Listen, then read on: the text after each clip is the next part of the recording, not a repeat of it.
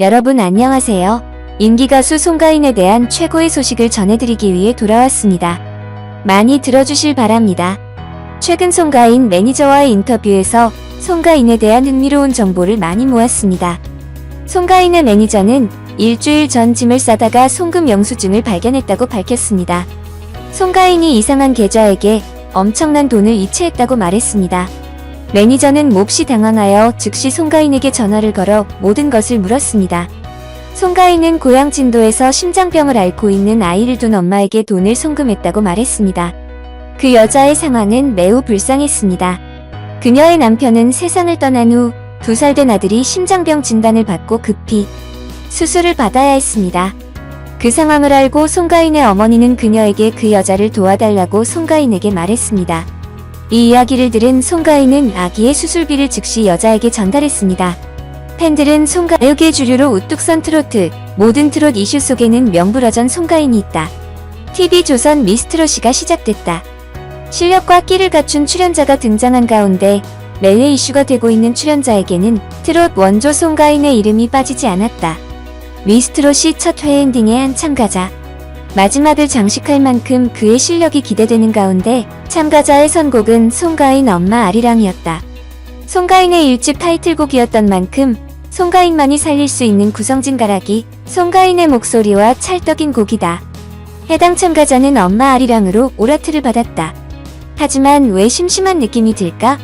마스터들로부터 호평을 받으며 2화 엔딩을 장식한 참가자도 송가인이 부른 용두산 엘레지를 불렀다.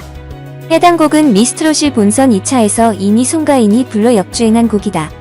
미스트롯이 출연자들이 부른 엄마 아리랑, 용두산 엘레지도 각자의 매력이 있었지만 그들의 무성을 쉬이 뛰어넘을 수 없기 때문이다.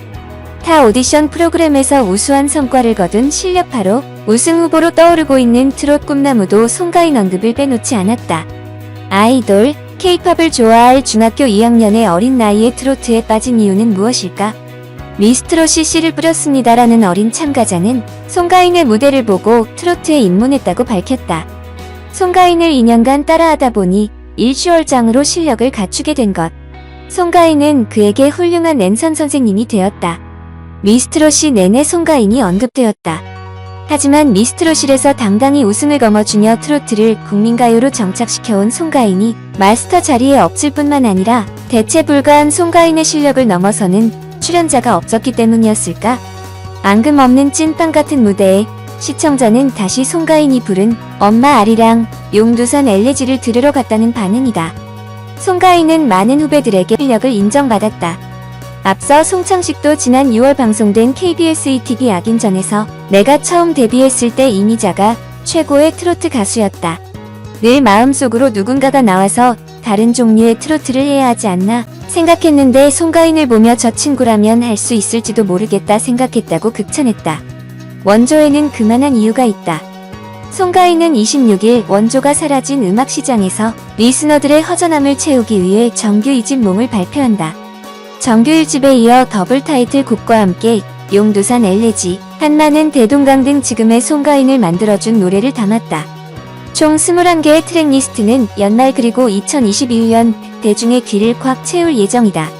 더불어 더블 타이틀곡 꿈을 통해 송가인은 2020년 불현듯 찾아온 악몽은 한낱 꿈일 뿐 온 국민의 합일로 정성을 다하면 언젠가는 밝은 미래를 맞이하여 일상으로 돌아갈 것이다라는 희망의 메시지